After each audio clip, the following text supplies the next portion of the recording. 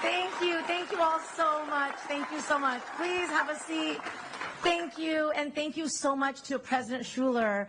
On a day that we are talking about history-making women, it is phenomenal to have worked alongside you and to have had a front row seat to your history-making leadership. And I also want to thank my friend and colleague, Secretary Deb Haaland, for making the announcement about this monument here at the Frances Perkins Building today.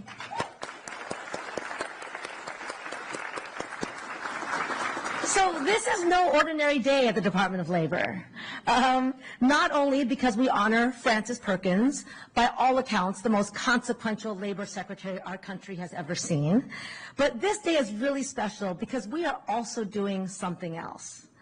So today, we are at the Department of Labor. We are honoring a Secretary of Labor with all of you, dozens of labor leaders and labor organizers and our labor champions in Congress. And so it's really no surprise to anybody who knows President Biden that we are doing this here today all together. It's sort of like that commercial about Reese's peanut butter cups. President Biden and labor just go together.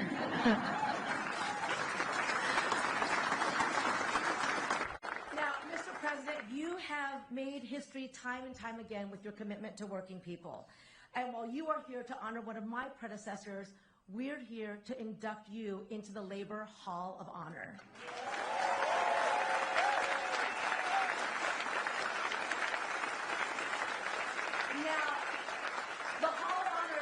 Acknowledge the labor heroes of America. And as we reflect on your legacy, Mr. President, the way that you always had workers' backs, the way that you put workers first, there is really no one like you.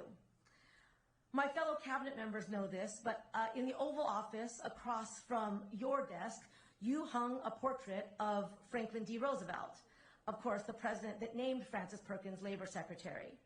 And Frances Perkins was no bystander to history. She lived at its fiery edge.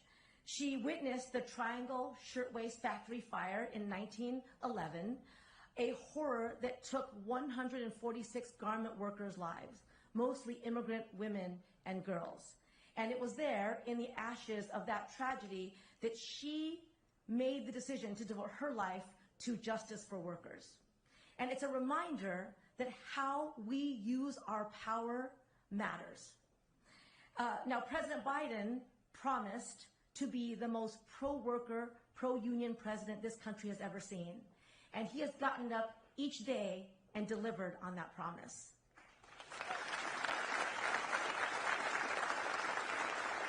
Never before has a president wielded the power of the office so unapologetically on behalf of the people who break their backs, building our bridges, teaching our children, picking our crops, nursing our sick, making the things we rely on, connecting our communities, and making our country function.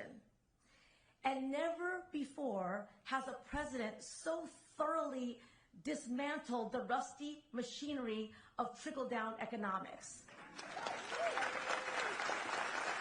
The decades-long con that has told working people to just be patient while CEOs got rich. We know who's in the room today, obviously. Mr. President, you haven't just spoken about being pro-worker, you have acted on it every single day. From the outset, you told Amazon warehouse workers from Bessemer, Alabama to Staten Island, New York, that the right to organize was theirs, full stop, without interference, without coercion, and without the corporate bullying that's all too common. As President Schuler already mentioned, you are the first sitting president to walk a picket line, a sitting president throwing his weight behind labor's most fundamental first principle of the way to exercise power and resistance.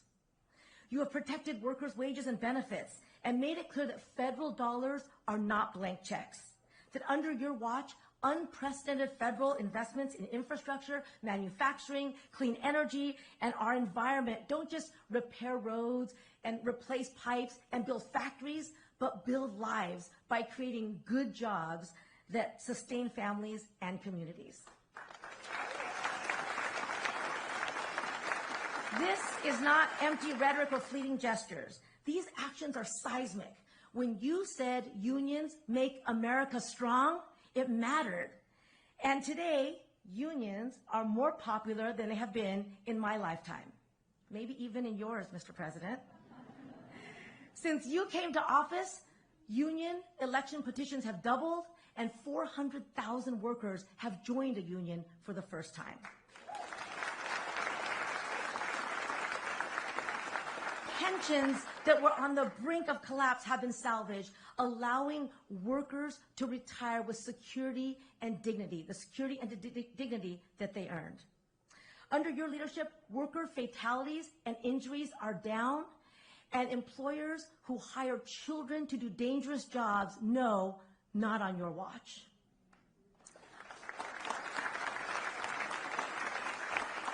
Under your leadership, the department and the National Labor Relations Board have roared back to life, enforcing laws with the ferocity that workers deserve. NLRB Chair Lauren McFerrin and General Counsel Jennifer Abruzzo, thank you for showing how that is done. Under your leadership, you said that a worker-centered president should have a worker-centered trade strategy. And U.S. Trade Representative Catherine Tai showed us how that is done.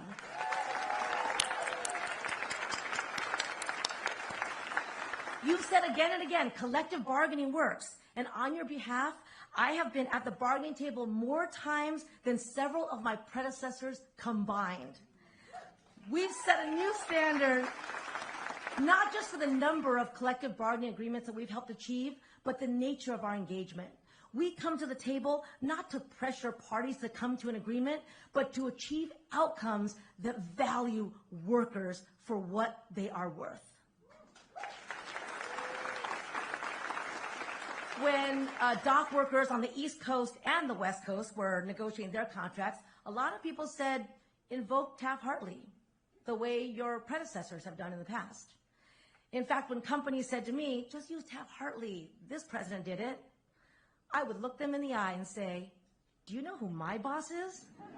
That is not going to happen. And under your watch,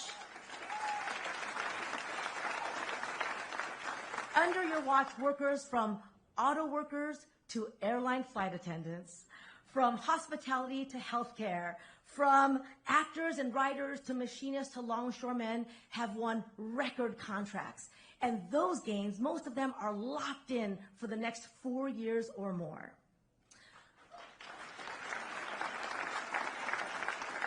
Under your leadership, Mr. President, workers' organizing has been seen not as a threat to democracy, but the beating heart of democracy.